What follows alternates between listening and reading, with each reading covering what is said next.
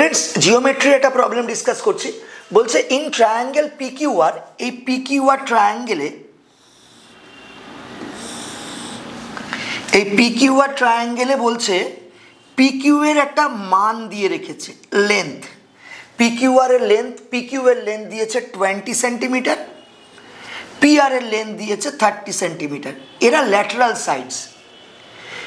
আর বলছে কি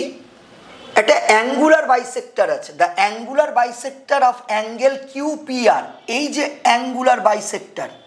কোণের সমদ্বিখণ্ড অর্থাৎ এটা ইকুয়াল টু এটা এটার নাম হচ্ছে PS এটা এই QR কে S পয়েন্টে ছেদ করেছে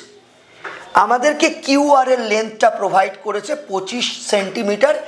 SR এর লেন্থ বার করতে হবে আমরা জানি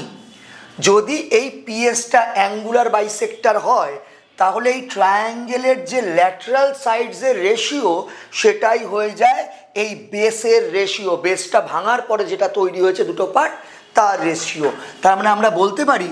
যদি PS অ্যাঙ্গুলার বাইসেক্টর বা কোণের সমদ্বিখণ্ডক হয় তাহলে PQ আর PR এর রেশিও মানেই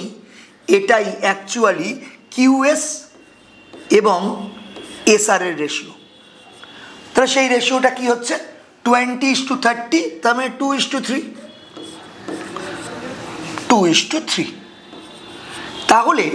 QS এবং SR মিলিয়েই তো টোটাল QR এই টোটালটা কত ইউনিট হচ্ছে 2 + 3 5 ইউনিট